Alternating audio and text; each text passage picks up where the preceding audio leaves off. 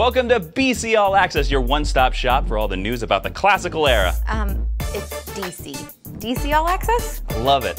Welcome to DC All Access, your one-stop shop for all the news about Washington, D.C. Oh, no, it's actually DC Comics? So we talk about Batman, Superman. That makes way more sense and explains your Riddler dress. Exactly. Should I get changed? Yeah, you should probably go change. Like the toga, though.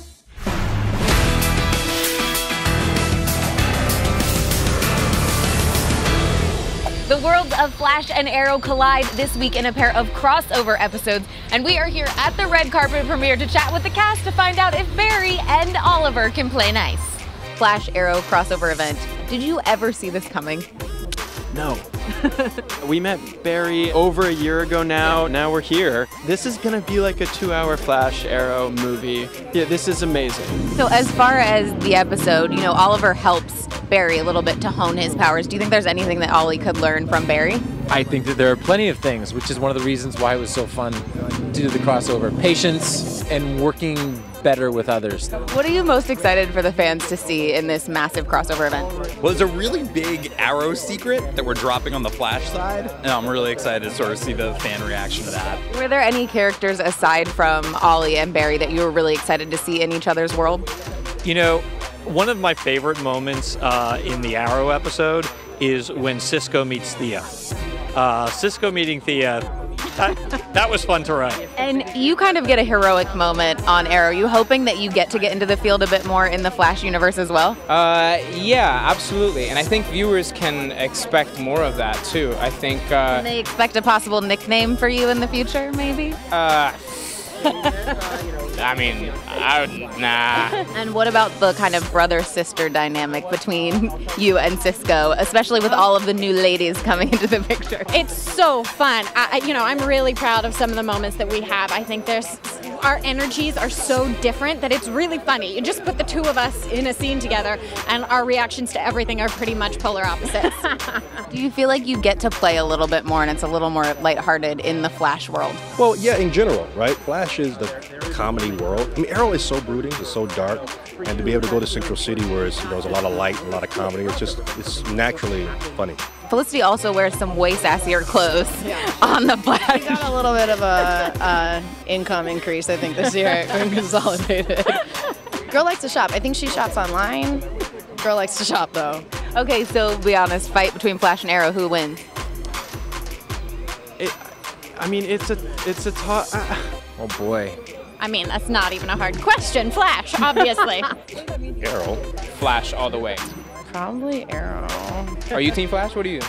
I don't pick sides. That's a lie. It is not a lie. I don't choose sides. I love them both equally. Well, we've heard from the cast. Now take a look for yourself. Here is a very special clip of the Flash Arrow crossover event. Man, that's not freaking you out. The Scarlet Speedster. Any preference on how you'd like to die? We call him Captain Cold. We can talk about you giving your enemies silly code names later. You mean like over coffee with Deathstroke and the Huntress? I'm sorry. You guys remember Felicity? I'll always remember this. Hi, DC All Access. I'm Emily Bett Rickards from Arrow. I play Felicity Smoke. Here's a little look at what we do in Arrowland. The police are here.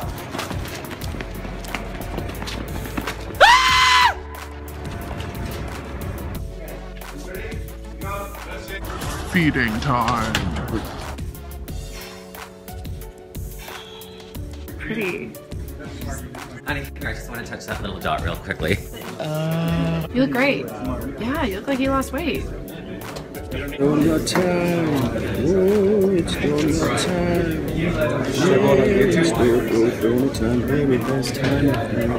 But it's freezing. You can't see your arm. It's 3:30.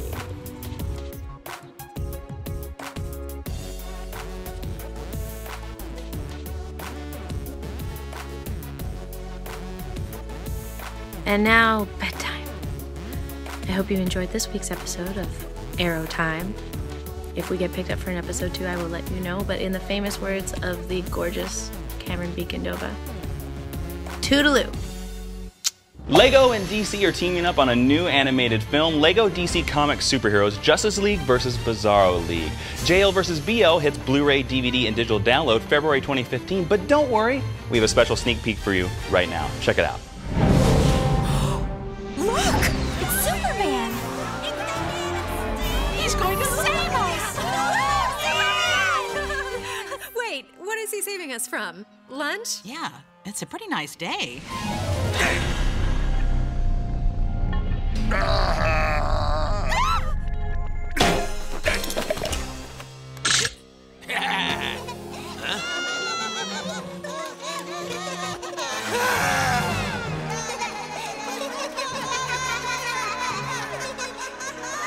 Bizarro saved tiny people from tentacle creatures.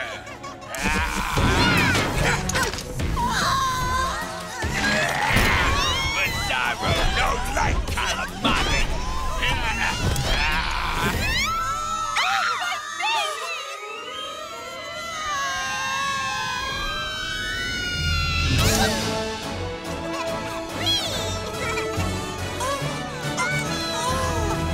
Don't worry, they're just fine. But this one spit up a little sand when I caught it.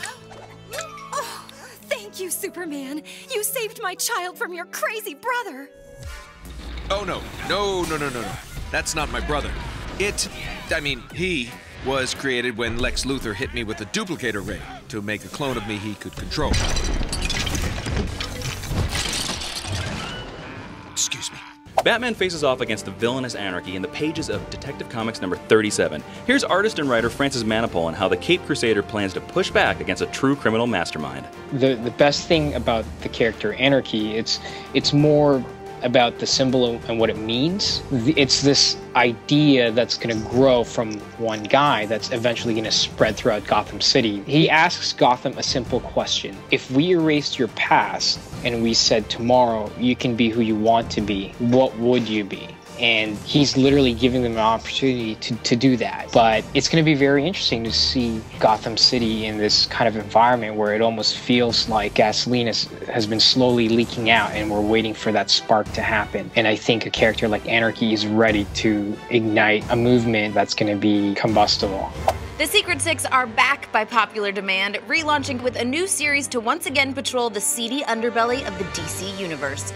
We talked with iconic writer Gail Simone about her reboot of one of DC's most beloved teams. In the very first issue of Secret Six, these characters come to all together inside a box, and they don't know how they got there. They don't know who's responsible. They don't know why they're there. There's like all kinds of questions and secrets. They've never heard of each other. They don't know who they are. And of course, they instantly distrust and despise each other, especially Catman. All he wants to do is get out of that box. So it's very claustrophobic to start with. Then they set up in the suburbs, which is claustrophobic in a different way. They're on the outskirts of Gotham, and so they're kind of on the edge of what's going on in Gotham, at least for this first arc. Make sure you pick up the debut issue of Secret Six on shelves tomorrow. Vertigo's new 6-issue miniseries, Wolf Moon, documents a high-intensity werewolf hunt. Now writer Cullen Bunn gives us some insight into catching a maniacal lycanthrope. Wolf Moon has a lot of elements that you'd find in traditional werewolf stories. There's the howling mad monster and the silver bullets and the hunter who's desperate to kill this beast. But the thing that makes this story a little different is how the werewolf curse is interpreted. The werewolf isn't transferred through a bite. Instead, this entity jumps from one person to the next. Every full moon, while one person might be the werewolf this month, next month a completely different person will be the werewolf. The wolf spirit doesn't just change you in terms of flesh and blood, but it changes who you are because of the damage, the emotional damage and the psychological damage that it leaves behind. It's sort of a two-sided horror story that I'm pretty excited about. Check out Wolf Moon when it hits comic book stores tomorrow. That's it for this episode. If you guys want to keep up with everything going on in the world of DC Comics, I thought you were going to change. I did. This is my Maxie Zeus cosplay. Did you know that Maxie Zeus first appeared in Detective Comics 483, written by the great Denny O'Neil? Yeah, see, this is why we asked you to guest host, because in your submission video you said you were a true comic fan, just like us. I am. And keep your bat ears and your fingers crossed that I get the job in 2015. And be sure to click subscribe so you get all the great news from DC Comics. Mm-hmm.